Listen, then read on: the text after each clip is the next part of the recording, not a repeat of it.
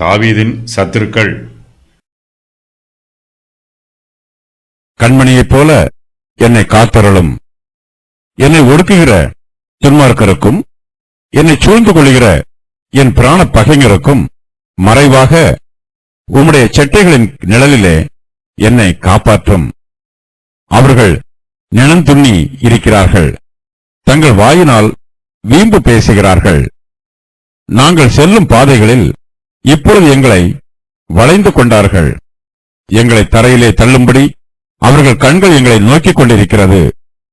பீறுகிறதற்கு ஆவலுள்ள சிங்கத்துக்கும் மறைவிடங்களில் பதிவிருக்கிற பால சிங்கத்துக்கும் ஒப்பாயிருக்கிறார்கள். கர்த்தாவே, நீர் எழுந்திருந்து அவனுக்கு எதிரிட்டு அவனை மடங்கடியும். கர்த்தாவே, என் ஆத்துமாவை துன்மார்க்கனுடைய கைக்கு உம்முடைய பட்டயத்தினால் தப்புவியும். மனுஷருடைய கைக்கும் இம்மையில் தங்கள் பங்கை பெற்றிருக்கிற உலக மக்களின் கைக்கும் உம்முடைய கரத்தினால் என்னை தப்புவியும். அவர்கள் வயிற்றை உமது திரவியத்தினால் நிரப்புகிறீர். அவர்கள் புத்திர பாக்கியத்தினால் திருப்தியடைந்து தங்களுக்கு மீதியான பொருளை தங்கள் குழந்தைகளுக்கு வைக்கிறார்கள். நானோ நீதியில் உம்முடைய முகத்தை தரிசிப்பேன்.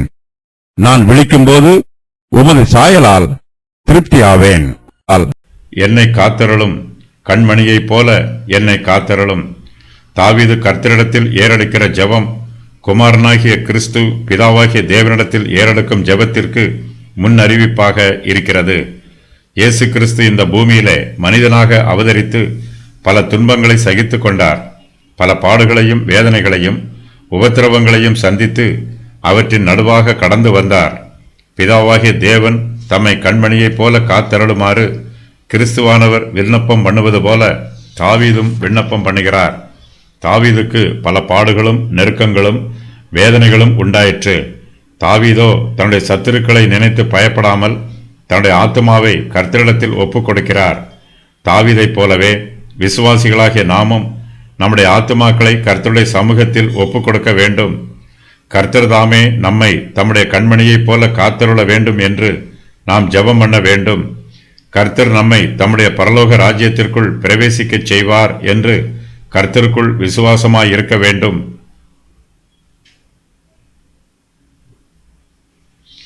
தாவீதுக்கு சத்துருக்கள் அநேகராய் இருக்கிறார்கள். அவருக்கு தேவனுடைய பாதுகாப்பும் பராமரிப்பும் தேவைப்படுகிறது.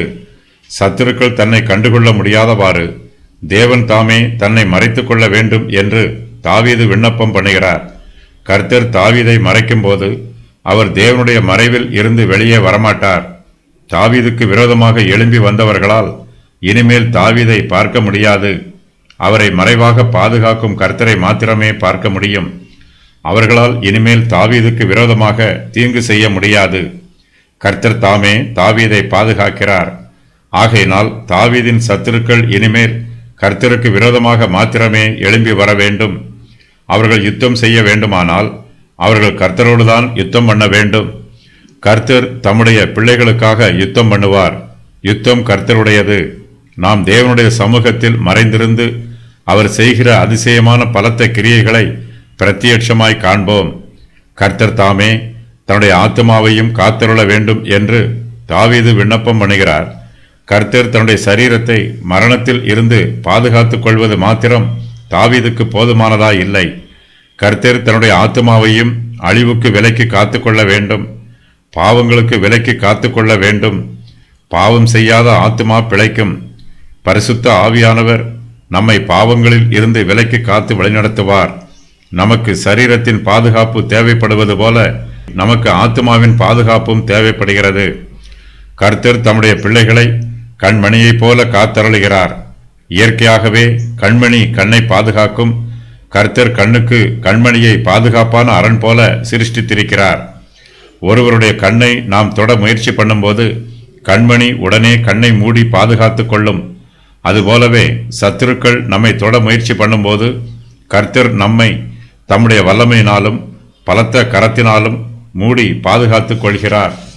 நீதிமொழிகள் புஸ்தகத்தில் என் கட்டளைகளையும் என் போதகத்தையும் உன் கண்மணியைப் போல் காத்துக்கொள், அப்பொழுது பிழைப்பாய் என்று எழுதப்பட்டிருக்கிறது. நம்மை பாதுகாப்பது தேவனுடைய சித்தம். இதை நாம் நம்ப வேண்டும். தேவன் நம்மை பாதுகாப்பார் என்று விசுவாசிக்க வேண்டும். கர்த்தர் தம்முடைய பிள்ளைகளை எவ்வாறு பாதுகாக்கிறார் என்று சகரியா தீர்க்க தரிசனமாக சொல்லி இருக்கிறார். பிற்பாடு மகிமை உண்டாகும் என்று சேனைகளின் கர்த்தர் சொல்லுகிறார். உங்களை கொள்ளையிட்ட ஜாதிகளிடத்திற்கு என்னை அனுப்பினார். உங்களை தொடுகிறவன் அவருடைய கண்மணியை தொடுகிறான். சகரியா 2:8. நாம் கர்த்தருக்கு விசேஷமானவர்கள். கர்த்தர் நம்மை தம்முடைய விசேஷித்த பாதுகாப்புகளினாலும் பராமரிப்புகளினாலும் ஆதரிக்கிறார். கர்த்தருடைய பாதுகாப்பு நமக்கு கிடைத்திருப்பது நமக்கு கிடைத்திருக்கிற மெய்யான சிலாக்கியம். கர்த்தருடைய சமூகத்தில் நாம் ஜெபத்தோடு வரும்போது கர்த்தர் நம்மை தம்முடைய கண்மணியைப் போல காத்தருளுவதை நினைவு கூர்ந்து அவரை நன்றியோடு துதிக்க வேண்டும். எபிரேய மொழியில் கண்மணியைப் போல பாதுகாப்பது என்பது அதிக கவனத்துடன் பாதுகாப்பதை குறிக்கும். கண்ணுக்கு பாதுகாப்பு அவசியம். தேவன் கண்ணை பாதுகாப்பாக சிருஷ்டித்திருக்கிறார்.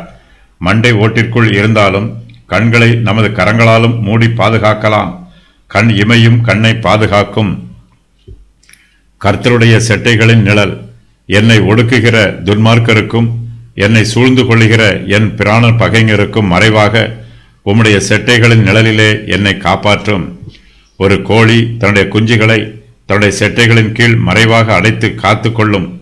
கோழி குஞ்சுகளுக்கு செட்டைகளின் மறைவு பாதுகாப்பாகவும் இதமாகவும் இருக்கும்.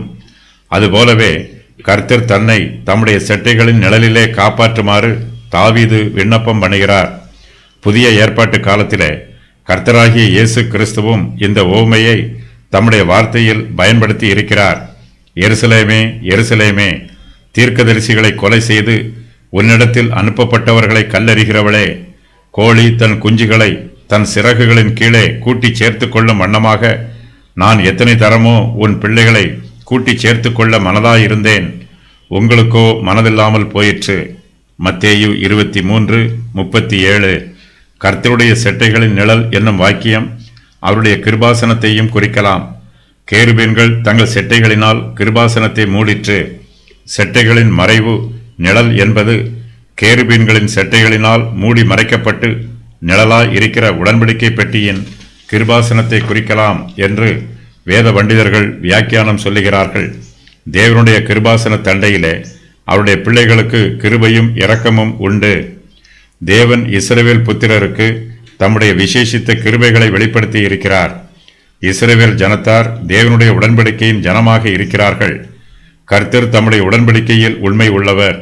தம்முடைய உடன்படிக்கையின் பிரகாரம் அவர் இஸ்ரவேல் புத்திரரை எல்லா சத்துருக்களுக்கும் விலக்கி பாதுகாத்துக் கொள்கிறார். அப்படிப்பட்ட பாதுகாப்பு தனக்கும் வேண்டும் என்று தாவீது தேவனுடைய சமூகத்தில் விண்ணப்பம் பண்ணுகிறார். தாவீதை துன்மார்க்கர் ஒடுக்குகிறார்கள். அவருடைய பிராண பகைஞர் அவரை சூழ்ந்து கொள்கிறார்கள். இவர்களிடமிருந்து தாவீதுக்கு பாதுகாப்பு தேவைப்படுகிறது. கர்த்தர் தாமே தாவீதை அவருடைய சத்துருக்களின் கண்களில் தென்படாதவாறு மறைவாக பாதுகாக்க வேண்டும்.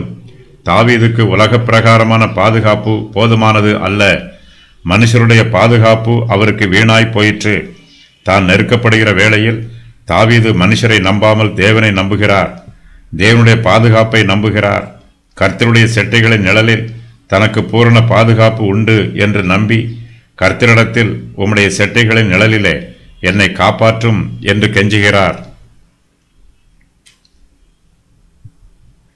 நிணந்துண்ணி இருக்கிறார்கள்.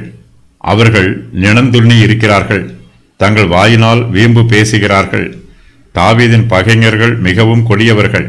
அவர்கள் தாவீதுக்கு பிராண பகைஞராய் இருக்கிறார்கள். அவர்கள் கொடிய துன்மார்க்கர்கள். தாவீதின் சரீரத்திற்கும் பிராணனுக்கும் அவர்கள் பகைஞர்கள். இந்த வார்த்தைக்கு அவர்கள் தாவீதின் ஆத்மாவுக்கு பகைஞர்கள் என்பது பொருளாகும். தாவீதின் சத்துருக்கள் நிணந்துண்ணி இருக்கிறார்கள். அவர்களுடைய சரீரம் முழுவதும் கொழுப்பு நிரம்பி இருக்கிறது. அவர்களுடைய கொழுப்பு அவருடைய சரீரத்தில் அங்கும் இங்குமாக துண்ணி இருக்கிறது. அவர்களுடைய சரீரம் கொழுப்பினால் மூடப்பட்டிருக்கிறது. அவர்கள் தங்களை தாங்களே தழுவிக்கொள்கிறார்கள். அவர்கள் வேறு யாரும் தழுவ முடியாதபடிக்கு அவர்கள் சரீரம் கனத்து பெருத்திருக்கிறார்கள். தாவீதின் சத்துருக்கள் நிணந்துண்ணி தங்களை தாங்களே தழுவிக்கொள்கிறார்கள். தங்களுடைய சுய பெருமையினாலும் சுய வல்லமையினாலும் சுய செழும்பினாலும் அவர்கள் தங்களை தாங்களே பெருமைப்படுத்துகிறார்கள். தேவனை அற்பமாய் நினைக்கிறார்கள். தேவனுக்கு கொடுக்க வேண்டிய கனத்தையும் மகிமையையும் கொடுக்காமல் தங்களை தாங்களே பெருமை பாராட்டிக் கொள்கிறார்கள். அவர்களுடைய வாய் தேவனை துதிக்கவில்லை, மனுஷரை மதிக்கவில்லை. அவர்கள் தங்கள் வாயினால் வீம்பு பேசுகிறார்கள். அவர்களுடைய சரீரம் நிணந்துண்ணி இருப்பது போல அவர்களுடைய நாவும் நிணத்தினால், அதாவது கொழுப்பினால் தடித்திருக்கிறது. ஆசாப் என்னும் சங்கீதக்காரர் தன்னுடைய போதக சங்கீதத்திலே இவர்கள் மீது வரும் தேவனுடைய நியாய தீர்ப்பை பற்றி இவ்வாறு எழுதியிருக்கிறார்.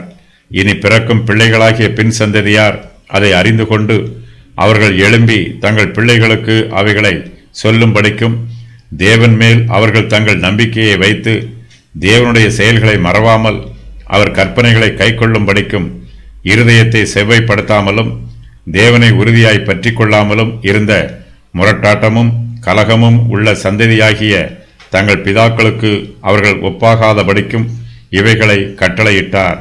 சங்கீதம் 78:6-8 வரை. யோபுவின் சரித்திர புஸ்தகத்தில் தேமானியனாகிய எலிபாஸ் என்பவரும் துன்மார்க்கரை பற்றி சொல்லும்போது, அவன் முகத்தை கொழுப்பு மூடியிருக்கிறது, அடிவயிறு தொந்தி விட்டிருக்கிறது என்று சொல்லுகிறார். எங்களை வளைந்து கொண்டார்கள், நாங்கள் செல்லும் பாதைகளில் எப்பொழுது எங்களை வளைந்து கொண்டார்கள். எங்களை தரையிலே தள்ளும்படி அவர்கள் கண்கள் எங்களை நோக்கி கொண்டிருக்கிறது. தாவீதின் சத்துருக்கள் அவரையும் அவரோடு கூட இருக்கிறவர்களையும் எப்போதும் நோக்கி பார்த்து கொண்டிருக்கிறார்கள். அவர்களுக்கு எப்போது தீங்கு செய்யலாம் என்றும் அவர்களை எப்போது அழிக்கலாம் என்றும் அவர்களை துன்மார்க்கமான பார்வையினால் நோக்கி கொண்டிருக்கிறார்கள். அவர்கள் ஒருபோதும் தேவனை நோக்கி பார்ப்பதில்லை. அவர்கள் எப்போதுமே தாவீதையும் அவரோடு கூட இருக்கிறவர்களையும் மாத்திரம் பார்க்கிறார்கள்.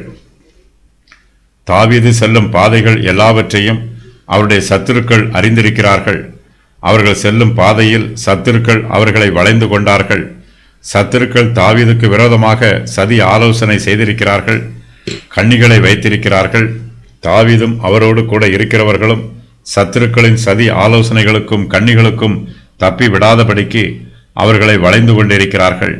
அவர்களை கொன்று அவர்களுடைய சரீரங்களை எப்படியும் தரையிலே தள்ளிவிட வேண்டும் என்பதே அவர்களுடைய தீய நோக்கம். இதற்காகவே அவர்களுடைய கண்கள் கொலை வெறியோடு தாவீதையும் அவரோடு கூட இருக்கிறவர்களையும் நோக்கி கொண்டிருக்கிறது. பீறுகிற சிங்கம். பீறுகிறதற்கு ஆவலுள்ள சிங்கத்துக்கும் மறைவிடங்களில் பதிவிருக்கிற பால சிங்கத்துக்கும் ஒப்பாயிருக்கிறார்கள். தாவீது தன்னுடைய சத்துருக்களை பற்றி பொதுவாக சொன்னாலும் சவுலே அவருக்கு பிரதான சத்துருவாக இருக்கிறார். சவுலிடத்தில் மனிதாபிமானம் சிறிதும் இல்லை. அவர் ஒரு மிருகத்தைப் போல இரத்த வெறி பிடித்தவராக அலைகிறார். தாவீது சவுலை பற்றி சொல்லும்போது அவர் பீறுகிறதற்கு ஆவலுள்ள சிங்கத்திற்கு ஒப்பாய் இருப்பதாக சொல்லுகிறார். சிங்கத்தை யாரும் வீட்டில் வளர்க்க மாட்டார்கள். அது தன்னுடைய இரையை தானே பார்த்து கொள்ள வேண்டும். அதற்காக சிங்கம் மறைவிடங்களில் பதிவிருக்கும். தனக்கு எப்போது இரை கிடைக்கும் என்று ஆவலாய் காத்து கொண்டிருக்கும். தன்னுடைய இரை தனக்கு அருகாமையில் வந்தவுடன் உடனே அந்த இரையின் மீது பாய்ந்து அதை பீறி போடும். இதற்காக பாலசிங்கம் மறைவிடங்களில் பதிவிருக்கும். சவுலும் ஒரு சிங்கத்தைப் போலவும் ஒரு பால சிங்கத்தைப் போலவும் தாவீதை பீறுவதற்கு ஆவலுள்ளவராய் இருக்கிறார். தாவீதை பிடிப்பதற்கு மறைவிடங்களில் பதிவிருக்கிறார்.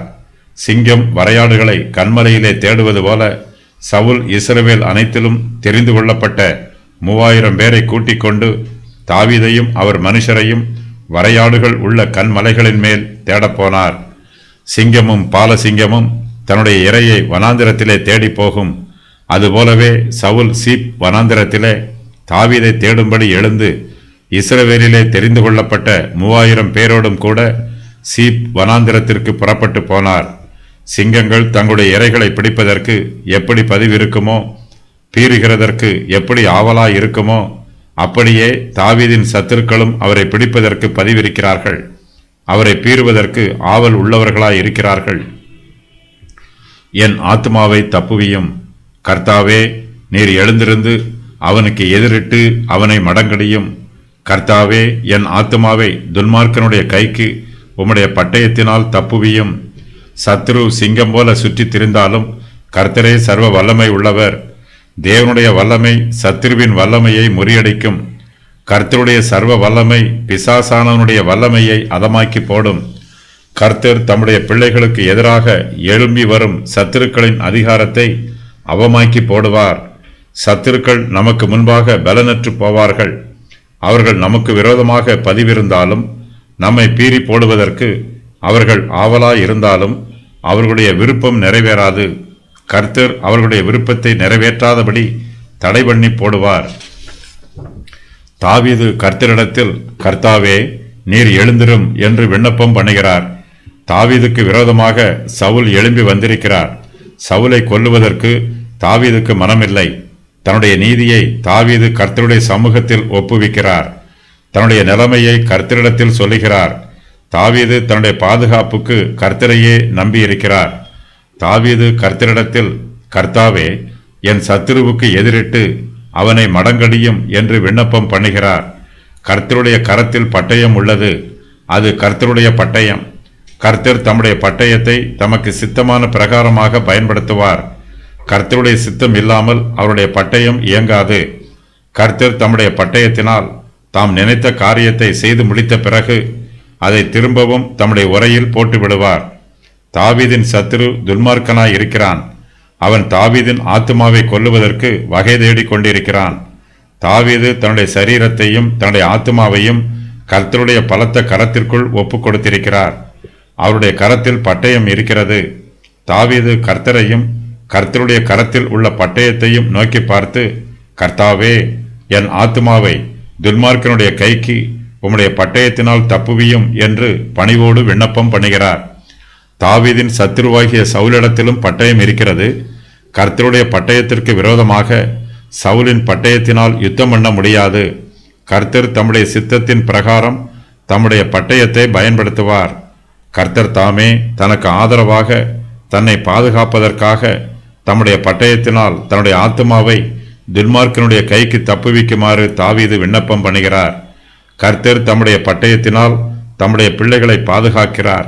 தம்முடைய பிள்ளைகளுக்கு விரோதமாக யுத்தம் பண்ணுகிற சத்துருக்களோடு கர்த்தர் தம்முடைய பட்டயத்தினால் யுத்தம் பண்ணுகிறார். உலக மக்கள் மனுஷருடைய கைக்கும் இம்மையில் தங்கள் பங்கை பெற்றிருக்கிற உலக மக்களின் கைக்கும் உம்முடைய கரத்தினால் என்னை தப்புவியும். அவர்கள் வயிற்றை உமது திரவியத்தினால் நிரப்புகிறீர். அவர்கள் புத்திர பாக்கியத்தினால் திருப்தி அடைந்து தங்களுக்கு மீதியான பொருளை தங்கள் குழந்தைகளுக்கு வைக்கிறார்கள். தாவீதின் சத்துருக்கள் உலக பிரகாரமாக ஐஸ்வர்யவான்களாய் இருக்கிறார்கள். அவர்கள் இந்த உலகத்தின் சம்பத்துக்களினால் செழித்திருக்கிறார்கள். இவர்கள் உலக மக்கள். கர்த்தருடைய பிள்ளைகளாகிய நாமோ பரலோகத்தின் மக்கள். உலக மக்களை இந்த உலகத்தின் ஆவி ஆளுகை செய்கிறது. இவர்கள் இந்த உலகத்தின் மீது சிநேகம் வைத்திருக்கிறார்கள். உலக சிநேகம் தேவனுக்கு விரோதமான பகை.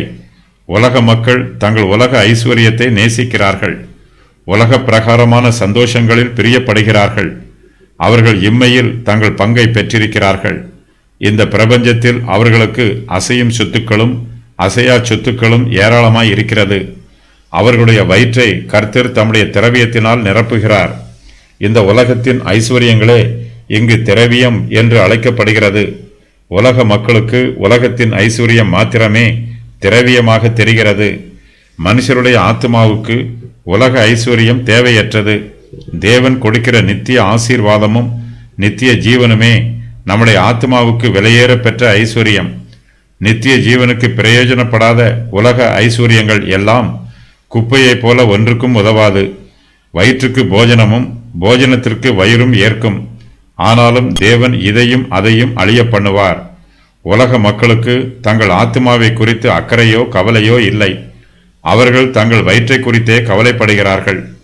தங்களுடைய வயிற்றை உலகத்தின் ஐஸ்வர்யத்தினால் நிரப்ப வேண்டும் என்று பிரயாசப்படுகிறார்கள். அவர்கள் தங்கள் ஆத்மாவை குறித்து சிறிதும் கவலைப்படுவதில்லை.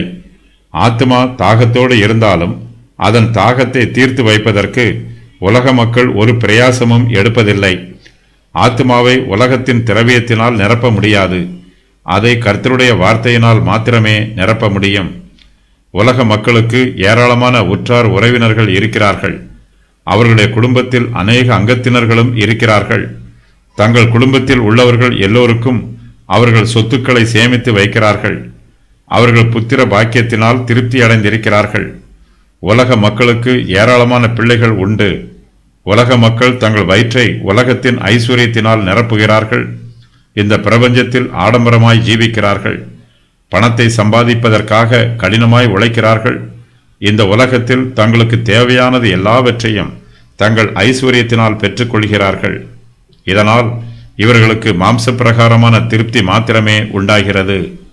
உலக மக்கள் தங்களுடைய திரவியத்தினால் திருப்தி அடைந்து தங்களுக்கு மீதியான பொருளை தங்களுடைய குழந்தைகளுக்கு சேமித்து வைக்கிறார்கள். தங்களுடைய பிள்ளைகளுக்கும் பேர பிள்ளைகளுக்கும் பௌத்திரர்களுக்கும் சொத்துக்களை சேகரித்து வைக்கிறார்கள். தாங்கள் மரித்த பிறகு தங்களுடைய மீதியான சொத்துக்கள் அவர்களுக்கு திரளாய் கிடைக்க வேண்டும் என்று ஆசைப்பட்டு இம்மையிலே தங்கள் ஐஸ்வர்யத்தை அதிகமாய் சேகரிக்கிறார்கள். இதுவே உலக மக்கள் இம்மையில் பெற்றிருக்கிற பங்கு. இவர்களுக்கு மறுமையில் பங்கும் இல்லை, பாத்தியமும் இல்லை. ஏனெனில் இவர்கள் தங்கள் வயிற்றை மாத்திரமே உலக ஐஸ்வர்யத்தினால் நிரப்பினார்கள். தங்களுடைய ஆத்துமாக்களை குறித்தோ கவலை இல்லாமல் ஜீவித்தார்கள். இவர்களுடைய ஆத்துமா நித்திய ஜீவனை பெற்றுக்கொள்ளவில்லை. இதனால் இவர்களுக்கு நித்திய அழிவு உண்டாயிற்று. நானோ உமது சாயலால் திருப்தியாவேன். நானோ நீதியில் உம்முடைய முகத்தை தரிசிப்பேன். நான் விழிக்கும்போது உமது சாயலால் திருப்தியாவேன். தாவீதிடத்தில் உலக ஐஸ்வர்யம் இல்லை, அவருக்கு இம்மையிலே பங்கு இல்லை. தாவீது தன்னுடைய சந்தோஷத்திற்கு உலகத்தின் ஐஸ்வர்யத்தை சார்ந்திருக்கவில்லை. உலக மக்கள் இம்மையில் தங்கள் பங்கை பெற்றிருக்கிறார்கள். தாவீதிடமோ இவை அதிகமாய் இல்லை. தாவீதுக்கு உலக ஐஸ்வர்யம் மிகவும் குறைவாக இருக்கிறது. உலக ஐஸ்வர்யம் மிகுந்தவர்கள் தாவீதை அற்பமாக நினைத்து அவரை விரோதிக்கிறார்கள். அவர்கள் தாவீதுக்கு சத்துருக்களாக இருக்கிறார்கள். தாவீதை நெருக்கி ஒடுக்குகிறார்கள். உலக மக்களின் கைக்கு கர்த்தர் தாமே தன்னை தப்புவிக்குமாறு தாவீது பணிவோடு ஜெபம் பண்ணுகிறார். உலக மக்கள் உலகத்தின் ஐஸ்வர்யத்தினால் தங்கள் வயிற்றை நிரப்புகிறார்கள். அவர்களுடைய ஆத்துமா ரட்சிக்கப்படவில்லை. அவர்கள் நித்திய ஜீவனை பெற்றுக்கொள்ள மாட்டார்கள். அவர்கள் நித்திய மரணத்திற்குள் பிரவேசிப்பார்கள். உலக மக்கள் இந்த பிரபஞ்சத்தில் ஜீவித்த போது இம்மையில் தங்கள் பங்கை பெற்றிருந்தார்கள். ஆனால் மறுமையிலோ அவர்களுக்கு பங்கு இல்லாமல் போயிற்று. தாவீது இம்மையிலே தன்னுடைய பங்கை பெற்றுக்கொள்ளவில்லை. தாவீதின் ஆத்துமா ரட்சிக்கப்பட்டிருக்கிறது. தாவீது மரிக்கும்போது அவர் நித்திய ஜீவனை பெற்றுக்கொள்வார். இந்த நம்பிக்கை தாவீதின் உள்ளத்தில் உறுதியாய் நிலைத்து நிற்கிறது. தாவீது மரித்து போவார். அது அவருக்கு ஒரு நித்திரையைப் போல இருக்கும். அவருடைய சரீரம் மரிக்கும்போது அவருடைய ஆத்துமா உயிர்த்தெழும். தாவீது உயிர்த்தெழும் போது அவர் 3 விதமான ஆசீர்வாதங்களை எதிர்பார்க்கிறார். அவையாவன: தாவீது உயிர்த்தெழுந்தவுடன் தேவனையும் அவருடைய மகிமையையும் தரிசிப்பார். நானோ நீதியில் உம்முடைய முகத்தை தரிசிப்பேன் என்று விசுவாசத்தோடு சொல்லுகிறார். நாம் இந்த பிரபஞ்சத்தில் கண்ணாடியில் பார்க்கிற வண்ணமாக கர்த்தரை மங்கலாக பார்க்கிறோம். நாம் உயிர்த்தெழுந்த பின்போ கர்த்தருடைய முகத்தை நேருக்கு நேராக தரிசிப்போம். அவருடைய மகிமை பிரகாசத்தை நம்முடைய கண்களால் பிரத்யட்சமாக பார்ப்போம். தாவீது உயிர்த்தெழும்போது அவர் தேவனுடைய மகிமைக்கு ஒப்பான மகிமையை பெற்றுக்கொள்வார். தேவனுடைய சாயலுக்கு ஒப்பான சாயலையும் பெற்றுக்கொள்வார். நம்முடைய கர்த்தராகிய இயேசு கிறிஸ்து பிரசன்னமாகும் போது நாம் அவருடைய சாயலுக்கு ஒப்பாக இருப்போம். அவர் இருக்கிற வண்ணமாகவே நாம் அவரை தரிசிப்போம். தாவீது கர்த்தருடைய முகத்தை தரிசிப்பதினாலும் தான் தேவனுடைய சாயலை பெற்றிருப்பதினாலும் திருப்தியோடு இருப்பார். இந்த திருப்தி பூரணமாய் இருக்கும்.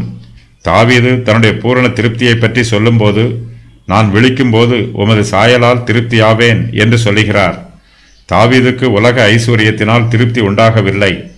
தன்னுடைய பலத்தினாலோ பராக்கிரமத்தினாலோ சுய புத்தியினாலோ சுய பக்தியினாலோ தாவீதுக்கு திருப்தி உண்டாகவில்லை. ஆனால் அவர் உயிர்த்தெழும்போது கர்த்தருடைய முகத்தை தரிசிப்பதினால் அவர் திருப்தி அடைவார். இந்த திருப்தி பூரண திருப்தியாய் இருக்கும் என்று தாவீது நம்பிக்கையோடு சொல்லுகிறார்.